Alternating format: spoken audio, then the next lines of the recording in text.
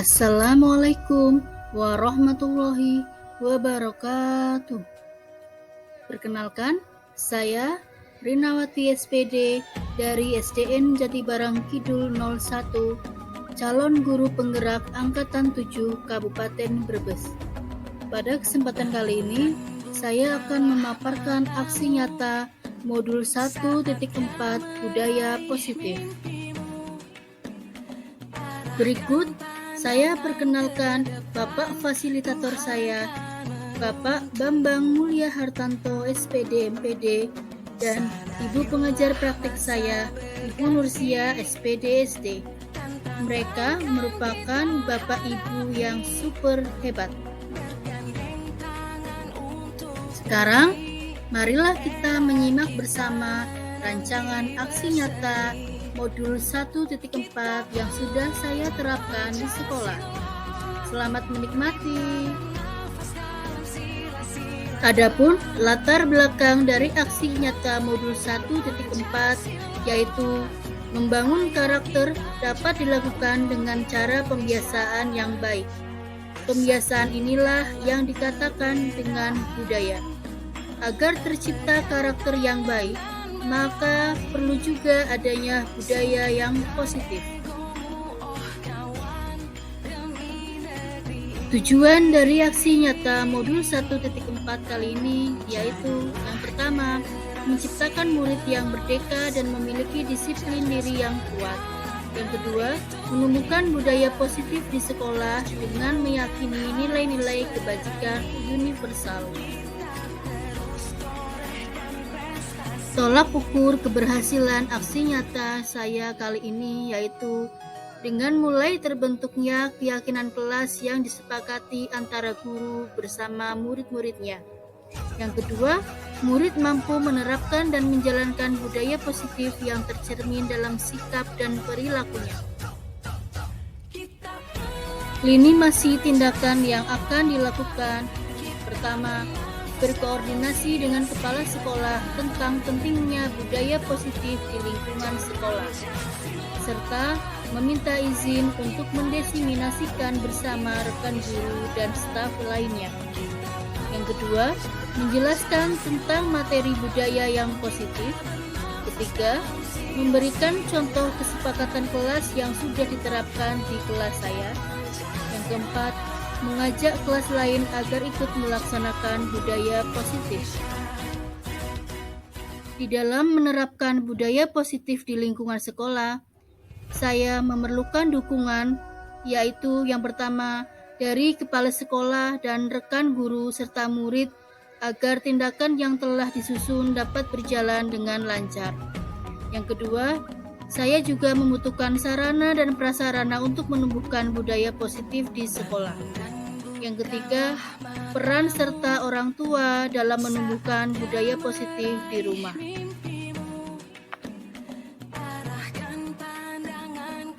Berikut ini merupakan kegiatan diseminasi di sekolah tentang budaya positif yang telah saya lakukan. Selamat menyaksikan nih Bapak Ibu guru hebat. Assalamualaikum warahmatullahi wabarakatuh. Pada yang pertama, Bapak Kepala Sekolah SD Negeri Jatibarang Kidul 01, Bapak Haji Abdul Karim SPD.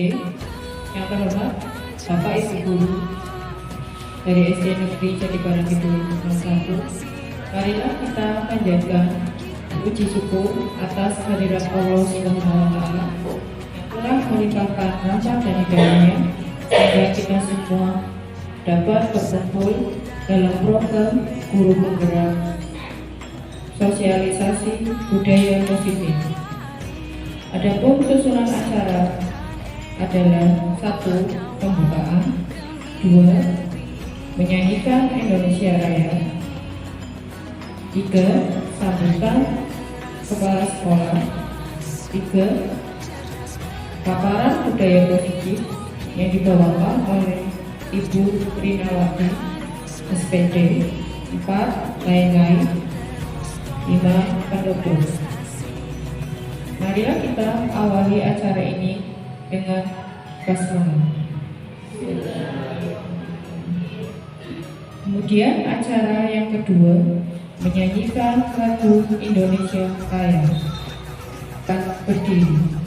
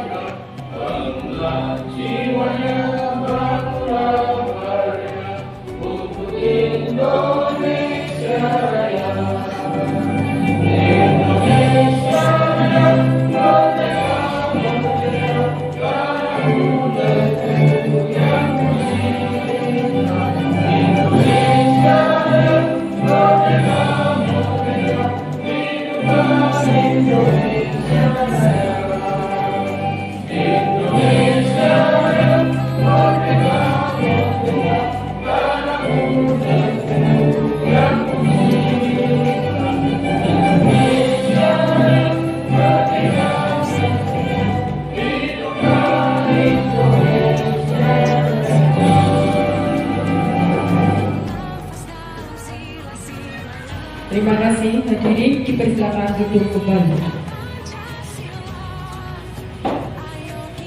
Kemudian acara yang ketiga yaitu sambutan dari Bapak Kepala Sekolah.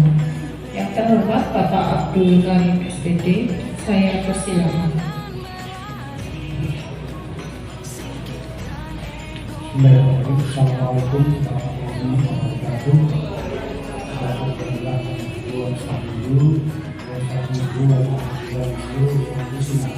Saya kasih amalina menjadi dalam bulan ibu sebuah yang Allah sebuah nama Muhammad Rasulullah amal dari Abdullah Ceksen Ibu Nawati SPG Ibu Guru setelah lewat bergaduh sebelum bisa dibangun satu waktu bahagia dan selalu dirahmati oleh Allah Subhanahu wa Ta'ala.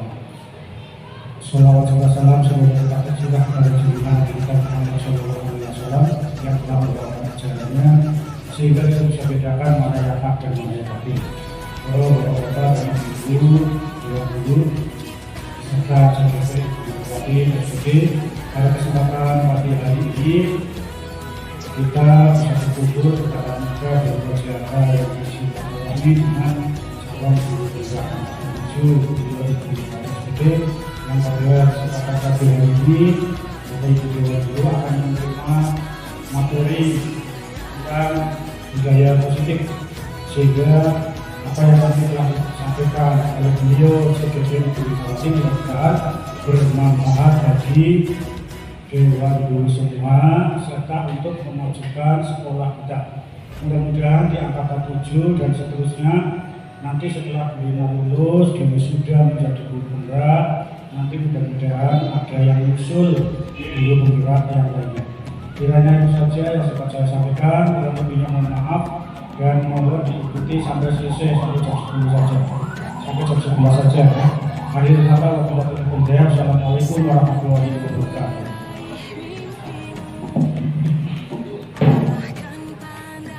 Terima kasih. Kita ikuti acara yang keempat yaitu sosialisasi budaya positif yang akan dibawakan oleh CGP kita Ibu Rinawati SPD. Kepada Ibu Rinawati SPD saya persilakan.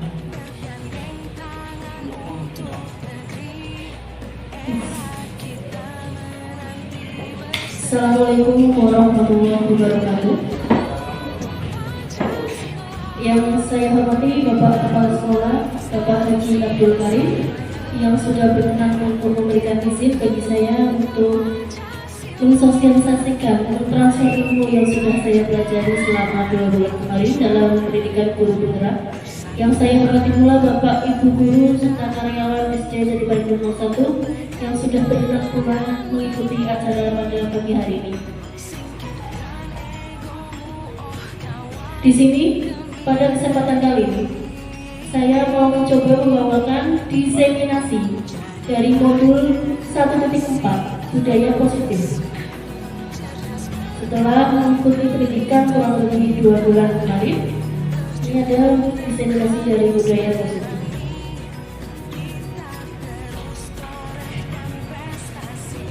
Bapak Ibu, tanpa mengurangi rasa hormat saya, bukan di sini saya berdiri bukan bermaksud saya menggurui, bukan, tetapi hanya sekedar berbagi sedikit ilmu.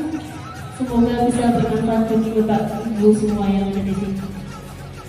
Kita menuju ke materi yang pertama. Sesuai dengan judul kita pada pagi hari ini adalah budaya positif. Apa itu budaya positif? Budaya positif di sekolah yaitu suatu nilai kebiasaan di sekolah yang berpihak kepada murid agar mereka dapat berkembang menjadi pribadi yang kritis, penuh hormat, dan bertanggung jawab sesuai dengan profil pelajaran Pancasila. Adapun nanti yang akan kita pelajari bersama dalam budaya positif itu mencakup 7 aspek. Ada yang pertama perubahan paradigma belajar. Yang kedua ada disiplin positif. Yang ketiga ada motivasi perilaku manusia. Yang keempat nanti kita akan mempelajari kebutuhan dasar manusia. Yang kelima ada posisi kontrol guru. Yang keenam keyakinan kelas. Dan yang ketujuh ada segitiga restitusi.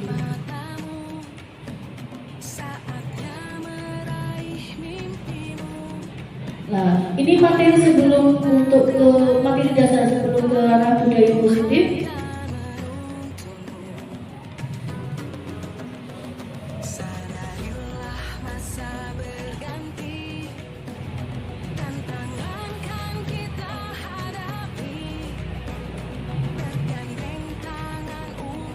Yaitu tentang materi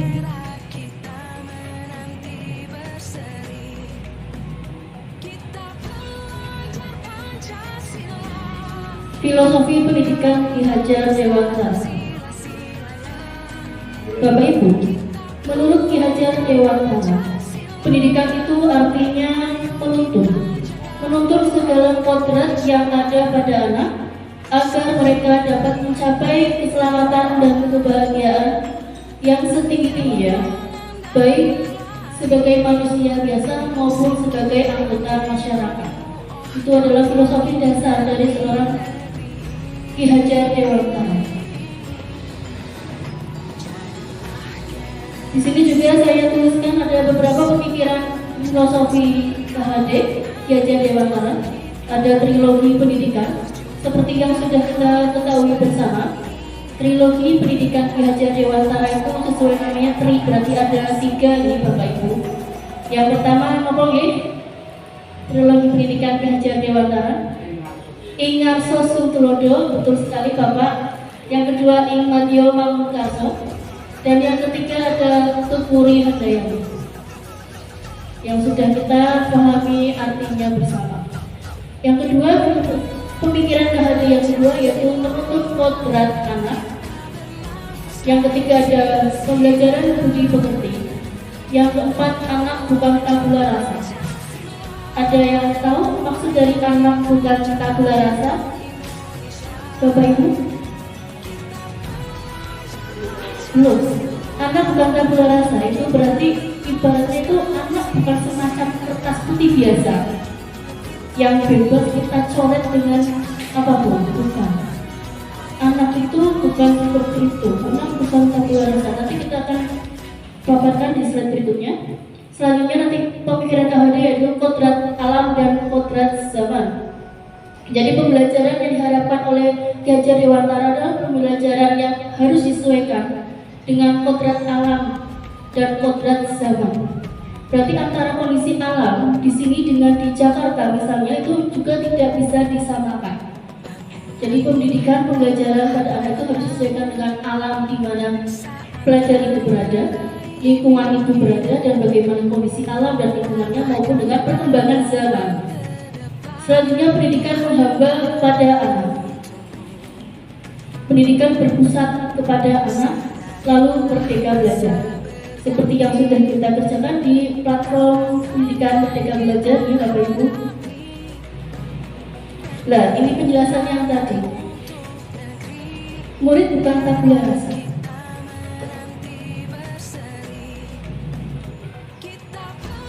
Karena di sini maksudnya tadi yang murid bukan tabula rasa menunjukkan bahwa berdasarkan filosofi Ki Hajar Dewantara, guru itu ibarat seorang petani, di mana murid sebagai benih tanaman yang hendak kita semai.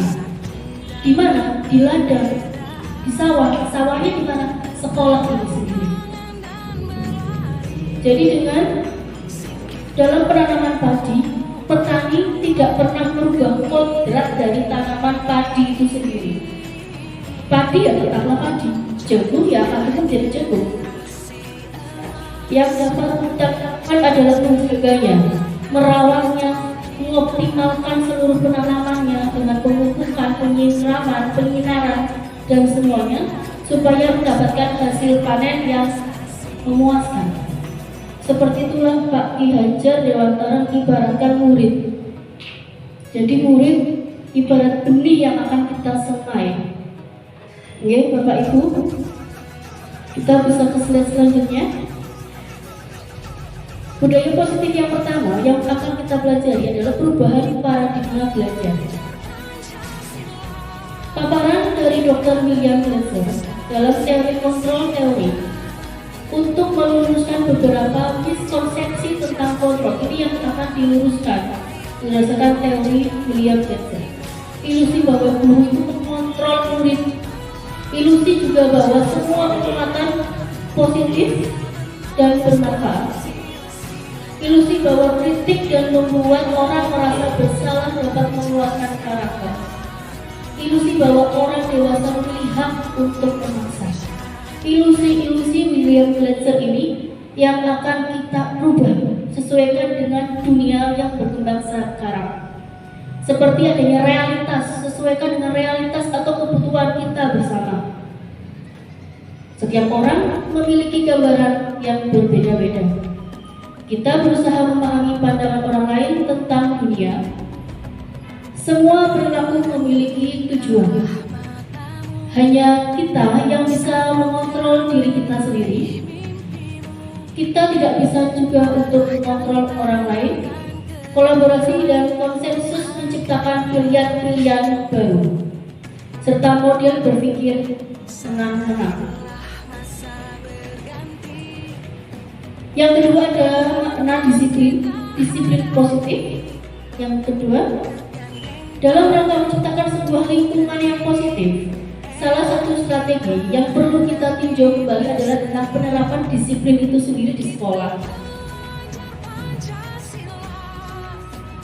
Ketika mendengar kata disiplin, kira-kira apa yang ada di benak Bapak Ibu Pak Ibu? Kira-kira apa Bu? Kalau mendengar kata disiplin, nomor Bu yang ada pada benak Ibu Bu? Oh, dilarang sikap itu apa Pak? Tidak konsisten ya Pak?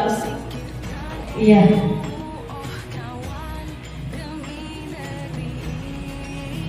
Seperti tepat waktu, tertib, teratur, taat, patuh pada aturan dan lain sebagainya. Walaupun saya sendiri juga masih belum kurang konsisten.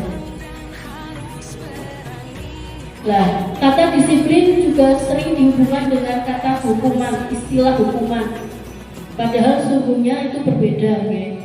Karena belajar tentang disiplin positif itu tidak harus dengan memberi hukuman.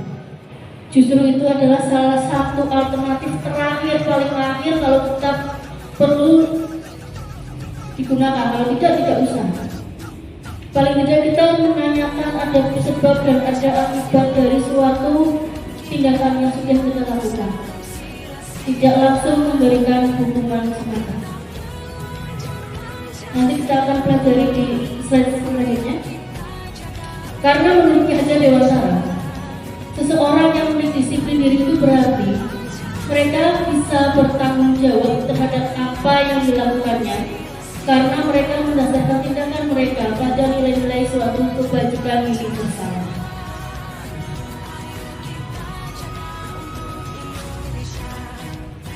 Sebagai pendidik, tujuan kita adalah menciptakan anak-anak yang memiliki disiplin diri sehingga mereka berperilaku dengan mengacu pada nilai-nilai kebajikan universal dan memiliki motivasi intrinsik, motivasi yang ada dalam diri kita masing-masing, bukan dari faktor-faktor luar atau ekstrinsik, Bapak Ibu.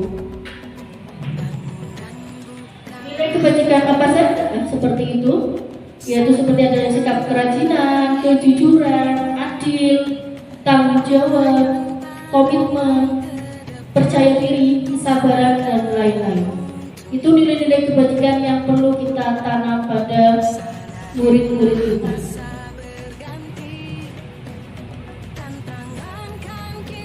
Nah, ini ada nilai-nilai kebajikan dari berbagai sumber. Ada dari profil pelajar Pancasila seperti yang sudah kita ketahui bersama, yang sudah diterapkan pada kelas 1 dan kelas 4. Ada 5 poin dalam profil pelajar Pancasila ya. Yang pertama, beriman dan bertakwa kepada Tuhan Yang Maha Esa dan berakhlak mulia. Yang kedua adalah kemandirian. Yang ketiga, berpikir kritis. Keempat, berkebinekaan global. Yang kelima, bergotong royong. Dan yang keenam adalah kreatif. Nah, ini dari sumber IBO Primary Years Program seperti nampak pada layar.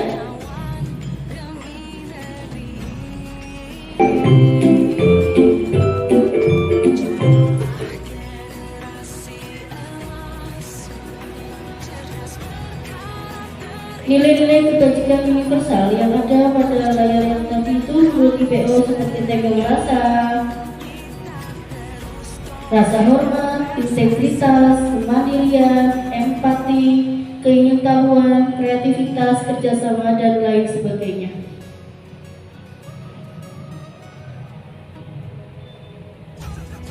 Yang ketiga adalah 9 pilar karakter Indonesia Heritage Foundation, yaitu ciptaan Tuhan dan segenap ciptaannya. Kemandirian dan tanggung jawab, kejujuran hampir sama nih. Semua nilai-nilai kebajikan baik dari profil belajar Pancasila maupun dari berbagai sumber. Yang keempat ada dari sumber The Seven Essential Virtues Building Moral Intelligence. Hampir sama nilai-nilai kebajikannya. Ada simpati, empati, suara hati, kontrol diri, rasa hormat, kebaikan, toleransi, dan keadilan. Budaya positif yang ketiga yaitu mencakup motivasi perilaku dari manusia. Menurut Dian Nicholson dalam bukunya Restructuring School Description menyatakan ada 3 alasan motivasi perilaku dari setiap manusia. Yang pertama adalah untuk menghindari ketidaknyamanan atau hukuman. Ini biasanya tingkatan terendah motivasi dari perilaku manusia itu sendiri. Yang kedua ada untuk mendapatkan imbalan atau penghargaan.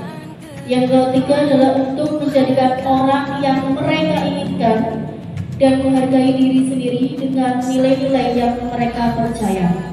Nilai yang disebut motivasi intrinsik yang nomor 3 ini. Kalau yang tadi nomor 1 menghindari ketidaknyamanan, adanya hukuman maupun mendapatkan imbalan, berarti ini adalah motivasi ekstrinsik. Jadi ada 3 yang mendasari motivasi perilaku manusia. Selanjutnya, kebutuhan dasar manusia. Setelah kita tadi mengetahui motivasi, 3 motivasi dari perilaku manusia, sekarang ada kebutuhan dasar manusia. Baik murid maupun kita sendiri sama. Kebutuhan yang pertama adalah kebutuhan akan survival atau bertahan hidup. Kebutuhan yang bersifat fisiologis untuk kelestarian keberlangsungan kehidupan. Yang kedua adalah kebutuhan akan kasih sayang, love. Kebutuhan ini adalah hubungan dan koneksi sosial antar manusia. Yang ketiga adalah kebutuhan akan kesenangan, it's fun. Kebutuhan untuk mencari hanya sebuah kesenangan bagi dirinya semata. Kebutuhan yang keempat, kebutuhan akan kebebasan. Kebutuhan ini berarti akan kemandirian, otonomi, memiliki pilihan dan mampu mengendalikan arah hidup seseorang. Kebutuhan yang kelima adalah kebutuhan akan pengakuan atau power, penguasaan. Kebutuhan untuk mencapai suatu kompeten, terampil, diakui atas prestasinya. Entah itu prestasi negatif atau positifnya, powernya tunjukkan, kelebihannya ditunjukkan, pengen diakui. Dan ini kebutuhan pengakuan atau penguasaan, power. Nah, ini kebutuhan dasar dari manusia. Ini saya ada contoh. Ini yang tadi, kebutuhan yang pertama survival, ya, Bapak Ibu, bertahan hidup. Belonging atau love, kebutuhan akan kesenangan, kecintaan. Yang ketiga adalah kesenangan, fun. Yang keempat, freedom, kebebasan. Yang kelima, power atau penguasaan. Ini ada satu contoh. Ibu Abar, guru wali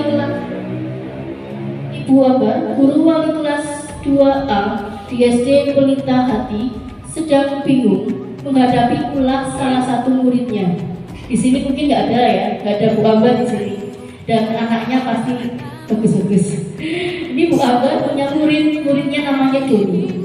Nah, si Doni ini seringkali meminta bekal makan siang kepada teman-temannya. Kebetulan di sekolahnya Bu Amba itu sampai sore pembelajarannya kayak SD gitu.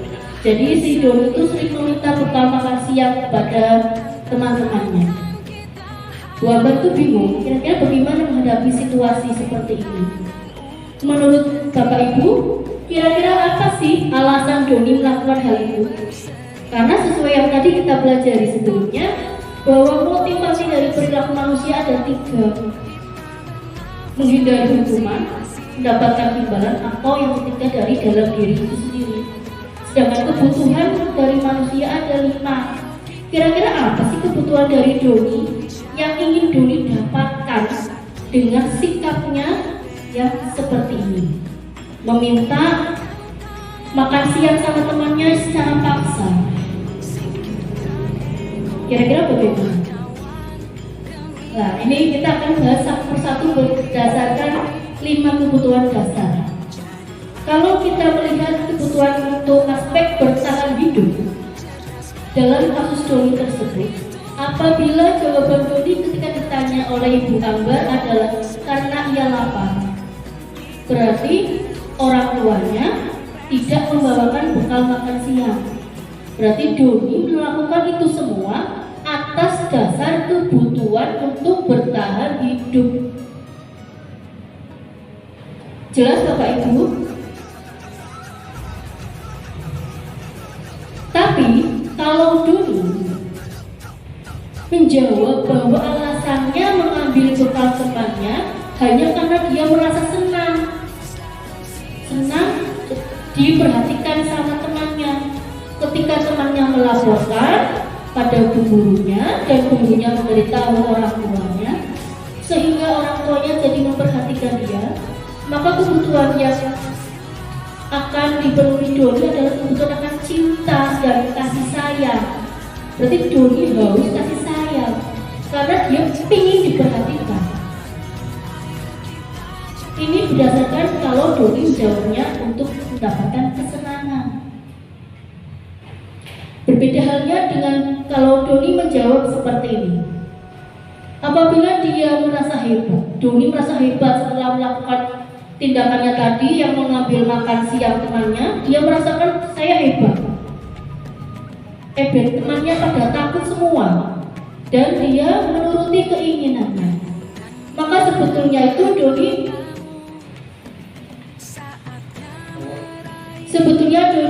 memenuhi kebutuhan dasarnya untuk aspek penguasaan, powernya, ya. Jadi merasakan hebat pada Dewi sama temannya. Nah, ini adalah aspek kebutuhan akan penguasaan. Yang keempat, kalau Doni menjawab bahwa dia merasa bosan dengan bekal yang sudah ibu siapkan dari rumah. Doni ingin mencicipi makanan lain yang dibawa teman-temannya. Berarti dia ingin memenuhi aspek kebutuhan akan kebebasan atau freedom. Jelas apa betul Bapak Ibu? Alasan, jadi setiap perilaku siswa kita, setiap perilaku murid kita, kenakalan apapun itu pasti ada alasan yang mendasari itu semua. Kira-kira alasan apa? Yaitu kita sebagai seorang guru yang harus bisa mendekati, melakukan pendekatan kepada si anak tersebut. Bicara heart to heart lah, dari hati ke hati. Apa sih nak, kamu ingin apa? Kenapa kamu bersikap seperti ini dan sebagainya. Nanti tahapannya, tahap untuk penyelesaian dari sebuah masalah yang kita hadapi bersama, nanti akan saya jelaskan pada slide berikutnya. Nah, ini masih satu lagi. Kalau Doni jawabnya untuk menikmati ekspresi teman-temannya yang kesal, diambil makanannya, berarti senangnya mulai. Kalau bahasa Brebes itu mulai, berarti dia ispan, hanya sebuah kesenangan semata. Berarti Doni pengen seneng tok, guyonan tok, bahasanya gitu. Berarti ada 5 nih Bapak Ibu kebutuhan dasar. Coba mungkin yang pertama apa? Bu Dinda, kebutuhan senangan, oke. Pak Adam, kebutuhan apa ya Pak Adam tadi? Bertahan hidup, bagus sekali. Kebutuhan apa Ibu Ani? Oh ya, kebutuhan akan kekuasaan, ya, penguasaan, dan ada 5 pokoknya tadi. Nah, sekarang Bapak Ibu dengan rekan di sebelahnya, coba bayangkan ya, Bapak Ibu bayangkan jika di telapak tangan Bapak Ibu menggenggam sesuatu yang sangat berharga. Genggam sesuatu itu yang sangat berharga, sekeras mungkin. Pertahankan itu, kan namanya berharga. Pertahankan itu. Nah, teman di sebelahnya jangan genggam. Teman di sebelahnya bisa untuk mencoba memaksa buka. Gimana pun caranya. Bisa dengan membujuknya, bisa dengan menghardiknya, memberikan iming-iming, mengintimidasi, memarahi bahkan kalau perlu, menggelitik, menggoda. Coba dengan tujuan untuk membuka telapak tangan teman sampingnya.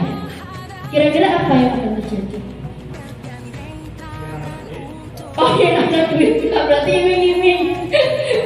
Padahal tidak namanya dia. Ya, apa yang akan tetap menutup kepala tangan Anda? Ya kan pasti Bapak yang mengepal kepala tangan, Bapak Ibu yang tangannya mengepal pasti tidak mau dibuka begitu saja. Pasti kita akan mempertahankan sesuatu yang kita genggam sekuat tenaga, berusaha mempertahankan sekuat tenaga. Karena pada sejatinya yang memegang kendali untuk setiap perilaku kita, memegang kontrol adalah diri kita sendiri. Apakah kita mau membukanya atau mau menutupnya? Kita pun untuk mempertahankannya kita bisa melakukan apapun.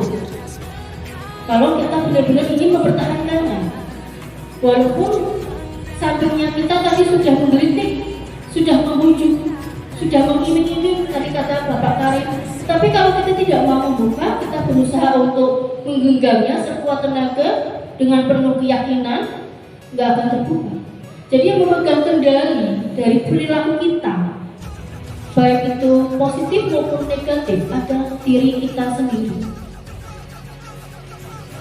Betul Pak Adam? Oke, betul sekali. Diri kita sendiri Pak Adam. Nah, ini ada tayangan Bapak Ibu, silakan disaksikan bersama. Kita cermati baru-baru. Guru seperti apakah kita selama ini?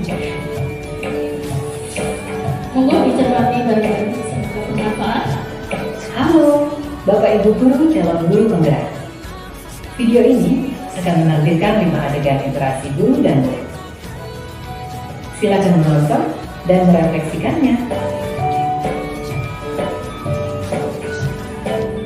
Kita untuk membedakan guru A, B, C, dan D. Silakan diperhatikan. Pagi anak-anak, silakan PR yang kemarin Ibu berikan diletakkan di meja. Anton, kamu sudah mengerjakan belum? Yang pertama. Belum mengerjakan saya, Bu. Kamu selalu ya nggak ngerjain PR. Sekarang kamu duduk di depan, lalu tulis. Saya berjanji tidak akan mengulangi lagi. Saya berjanji akan berusaha menjadi murid yang rajin belajar sampai pelajaran saya selesai.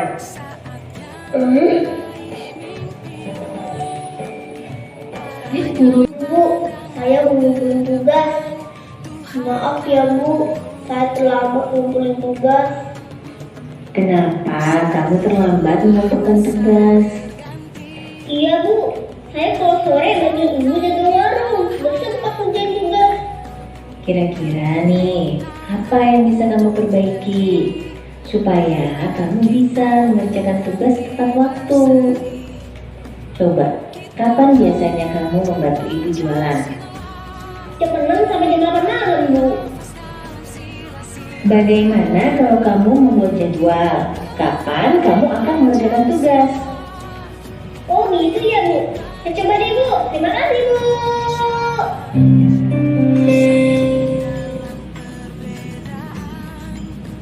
Nah, tayangan yang tadi kita saksikan bersama di Bapak Ibu ada 5 guru A, B, C, D, dan E. Kira-kira kita guru yang kategori yang mana seperti itu? Karena ini penjelasannya 5 posisi kontrol guru. Tadi guru yang pertama itu tanpa mendengarkan alasan, langsung menghukum dengan cara, kalau nggak salah tadi disuruh menuliskan nah, seseorang penghukum itu langsung menggunakan hukuman fisik maupun verbal tanpa mendengarkan alasan dari siswanya.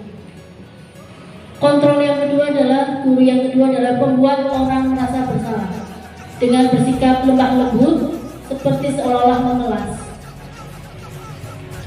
Yang ketiga teman yang tadi kita jumpai tos sama muridnya sampai si Anton merasa gak takut lagi kalau dia terlambat.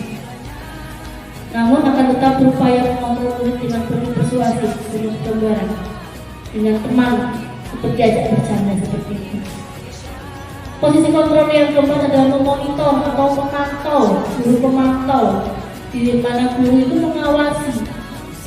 Pada saat kita mengawasi, kita bertanggung jawab atas perilaku orang-orang yang kita awasi. Di posisi kontrol guru yang kelima tadi, dibagai seperti Bani. Posisi guru manajer ya Bu. Posisi terakhir. Nah ini posisi manajer adalah posisi yang mementor, di mana guru berbuat sesuatu bersama dengan murid, mempersilahkan murid mempertanggungjawabkan perilakunya dan mendukung murid agar dapat menemukan solusi atas permasalahannya sendiri. Diharapkan itu kita ada di posisi guru yang kelima seperti itu.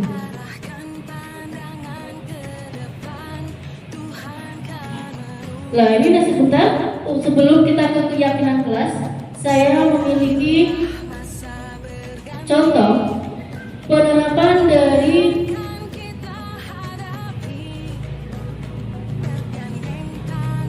guru yang bertindak sebagai pemantau. Nanti setelah ini.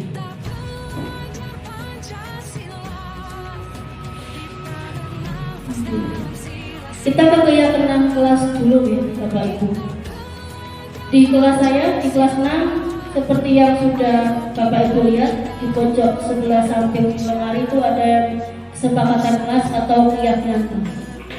Keyakinan kelas itu adalah nilai-nilai kebajikan atau prinsip-prinsip universal yang disepakati bersama secara universal lepas dari latar belakang suku, negara, bangsa maupun agama. Menurut dosen, suatu keyakinan akan lebih memotivasi seseorang jika keyakinan itu berasal dari intrinsik, dari aspek dalam, seseorang yang akan lebih bersemangat untuk menjalankan keyakinannya daripada hanya sekedar mengikuti serangkaian peraturan semata. Ini contoh gambaran dokumentasi dari keyakinan kelas dan prosesnya di kelas 6. Karena keyakinan kelas itu merupakan nilai-nilai kebajikan universal yang tadi kita sudah pelajari bersama. Ada maupun toleransi, saling menghormati, yang disepakati bersama oleh semua anggota kelas. Ini prosesnya. Setiap anak menuliskan keyakinan kelas atau keyakinan kelas seperti apa maupun nilai-nilai kebajikannya seperti apa yang akan diterapkan di dalam kelas tersebut. Nanti Bapak Ibu semoga bisa melaksanakan ini di kelasnya masing-masing. Nanti kalau sudah seperti voting itu pemilihan suara, nanti kira-kira apa dari semua siswa, poin-poin apa saja yang kita rangkum. Ini kesepakatan kelas atau keyakinan kelas yang ada di kelas 6.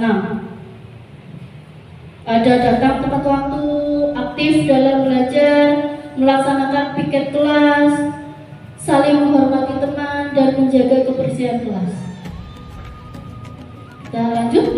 Nah, ini segitiga restitusi. Ini adalah langkah untuk mengatasi suatu permasalahan yang kita jumpai pada murid-murid kita. Restitusi sendiri itu adalah suatu proses menciptakan kondisi bagi murid untuk memperbaiki kesalahan mereka, sehingga mereka bisa kembali kepada kelompok mereka dengan karakter yang lebih kuat. Restitusi membantu murid menjadi lebih baik dalam hidupnya, memiliki tujuan, disiplin positif, dan memulihkan dirinya untuk berbuat lebih baik setelah melakukan suatu kesalahan dalam dirinya karena melakukan pelanggaran dari apa yang sudah disepakati dalam kesepakatan kelas atau keyakinan kelas. Perbedaan apa sih restitusi dengan program disiplin lainnya? Ini di sini. Yang pertama adalah bukan menebus kesalahan, tetapi belajar dari kesalahan. Yang kedua adalah memperbaiki hubungan. Yang ketiga bersifat tawaran, bukan paksaan. Yang keempat menuntun murid untuk melihat ke dalam dirinya. Yang kelima kebutuhan dasar yang mendasari sebuah tindakan. Alasannya apa kita cari tahu. Yang keenam adalah cara yang paling baik yang disepakati bersama antara guru dengan murid. Yang ketujuh adalah fokus pada karakter, bukan pada tindakannya. Yang ke-8 adalah restitusi itu bersifat menguatkan. Ini langkah-langkah dari segitiga restitusi. Jadi suatu permasalahan seperti yang waktu itu saya sudah pernah minta tolong untuk membuatkan video tentang segitiga restitusi. Yang pertama adalah menstabilkan identitas dengan menanyakan bahwa semua orang itu pernah berbuat salah. Kamu bukan satu-satunya yang melakukan ini. Itu untuk menstabilkan identitas seseorang. Tahapan yang kedua adalah validasi tindakan yang salah. Kamu punya alasan mengapa melakukan itu. Adakah cara yang lebih efektif untuk mendapatkan apa yang kamu butuhkan? Itu seperti itu kalimat pertanyaannya yang akan ditujukan kepada murid-murid kita. Langkah yang ketiga adalah menanyakan keyakinan atau kesepakatan yang sudah dibuat bersama. Nilai-nilai apa yang telah kita sepakati? Kamu ingin menjadi seperti apa? Seperti itu. Ini tahapan dari sebuah segitiga restitusi. Kita perhatikan untuk contoh penerapan segitiga restitusi.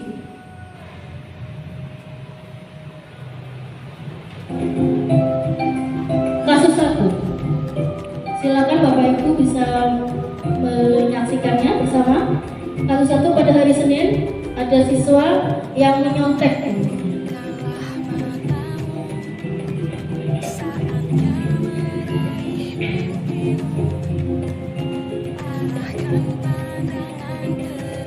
Pas pulangan ada seorang siswa yang sedang mencontek.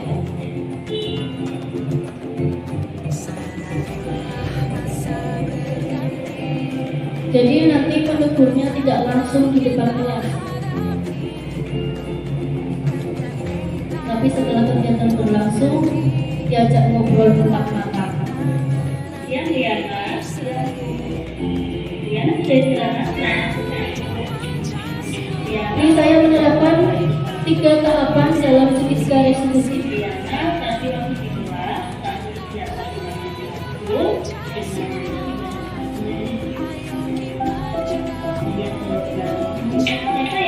yang tadi? Yang biasa di apa ya?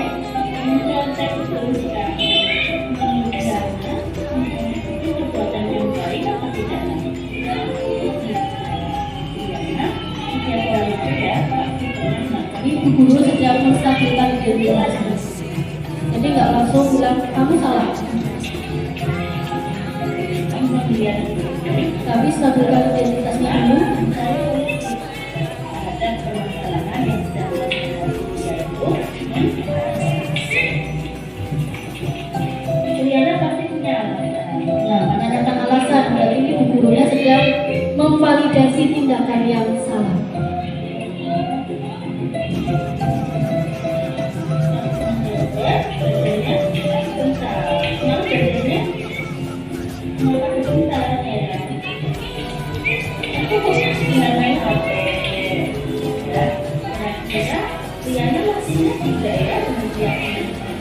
Menanyakan keyakinan pula, berarti udah tahap yang ketiga dari menanyakan keyakinan.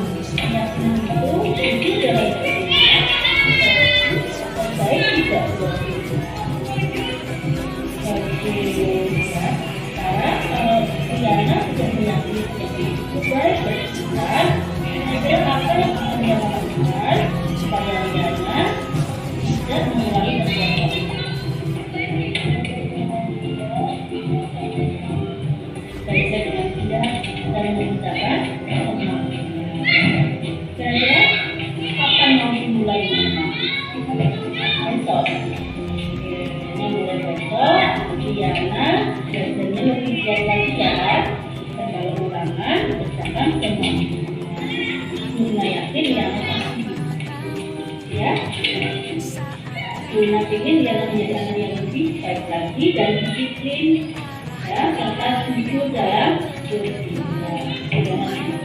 semangat ya sayang. Terima kasih Diana yang sudah kembali ke oke. Kasus yang pertama dengan penerapan segitiga restitusi. Ini ada kasus yang kedua.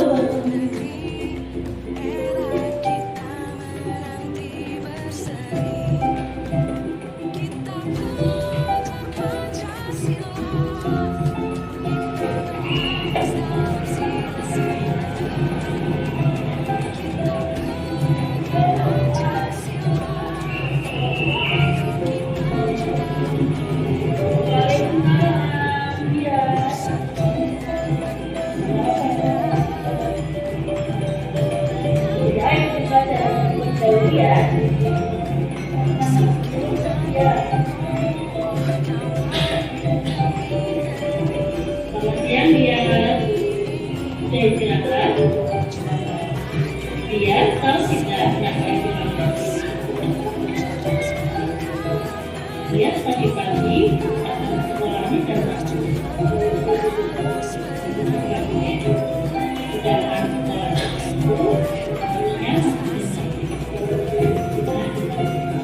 jadi dia tadi datang jam 10 ya.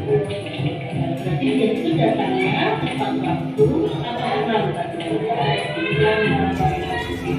Ya, setiap orang itu memang pernah melakukan satu kesalahan. Itu pula dengan Guna juga pernah melakukan dalam diri dia.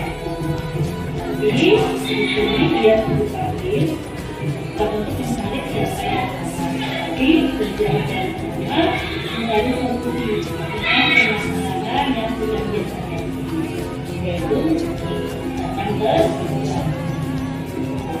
kira-kira alasannya apa kenapa tadi dia datang sampai terlambat? Ya. Intinya jam berapa ini saya? Jam 11. Ngapain mas? Nonton TV. Sampai alasan. 11 itu mahasiswa lihat sampai ke malam. Ya pastinya tidak keyakinan kelas kita. Apa itu? Disiplin dan tentang tetap. Keyakinan itu menurut dia baik atau tidak? Kalau keyakinan itu baik bagi dia, sekarang apa yang harus dia lakukan untuk memperbaiki cara dia tadi supaya dia tadinya tidak terlalu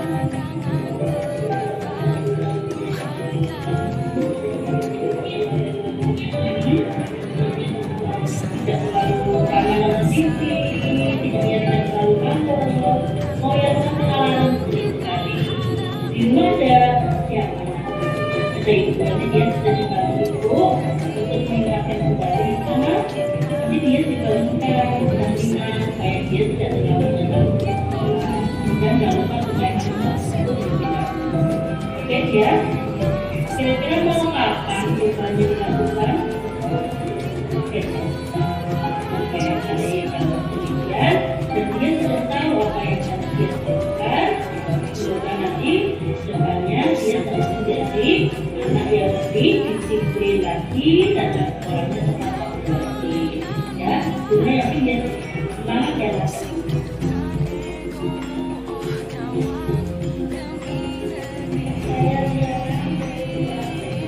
Seperti itu nih Bapak Ibu, contoh penerapan dari pembelajaran penyelesaian segitiga restitusi dalam menyelesaikan suatu permasalahan yang kita jumpai dengan murid-murid kita. Ini beberapa dokumentasi yang sudah saya rangkum, seperti kegiatan pembiasaan yang seperti ini. Kebetulan Pak Ustadznya sedang izin. Ini ada kegiatan sholat berjamaah, kegiatan keagamaan, peringatan hari besar keagamaan, kegiatan senam jasmani, saling bersalaman dalam menerapkan sikap yang berlaku sesuai dengan nilai-nilai dan budi pekerti yang luhur serta berakhlak mulia. Kemudian positif yang sudah saya terapkan di kelas saya harus berbaris dengan nyanyi-nyanyian baik nasional maupun lagu daerah maupun lagu ringkasan materi yang merupakan lagu warisan yang sangat bermanfaat dari Bapak Kepala Sekolah kita. Materi-materi.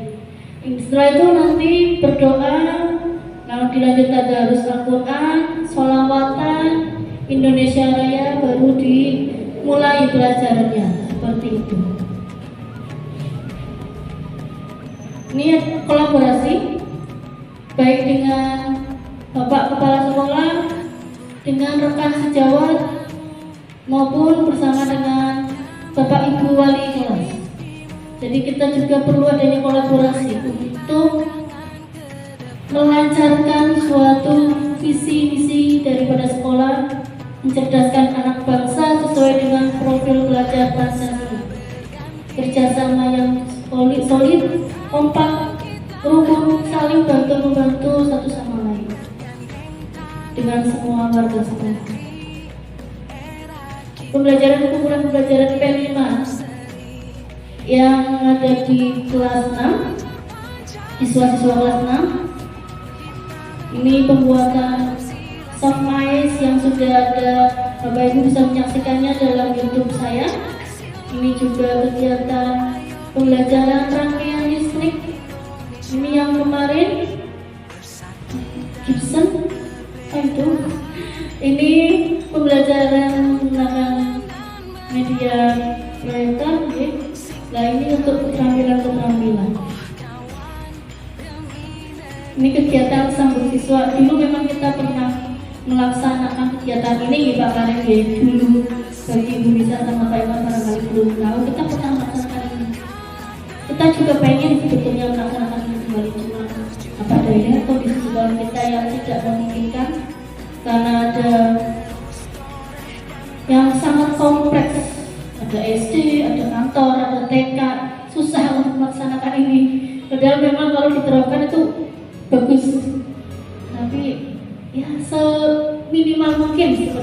tersebut. Oke, kesimpulan. Jadi dari semua rangkaian tadi itu, peran dari seorang guru itu sangatlah penting ya. Bukan hanya sekedar mentransfer ilmu semata kepada siswa, tetapi bagaimana kita bisa menanamkan nilai-nilai kebajikan kepada siswa, sehingga mereka memiliki motivasi intrinsik untuk menjadi pelajar Pancasila yang mandiri, yang berketuhanan, gotong royong. Oke, kiranya pemaparan transfer ilmu dari saya yang hanya seorang manusia kecil yang biasa yang masih punya banyak kekurangan cukup sekian. Bila ada salah-salah kata mau dimaafkan. Wabillahi taufiq hidayah. Wassalamualaikum warahmatullahi wabarakatuh. Terima kasih. Saya kembalikan ke moderator. Monggo. Terima kasih. Demikianlah paparan budaya positif yang dibawakan oleh CGP kita, Bu Rinawati SPD. Semoga kita semua dapat menerapkan budaya positif di lingkungan sekolah. Acara terakhir yaitu penutup. Marilah kita tutup acara ini dengan bacaan hamdalah. Wassalamualaikum warahmatullahi wabarakatuh.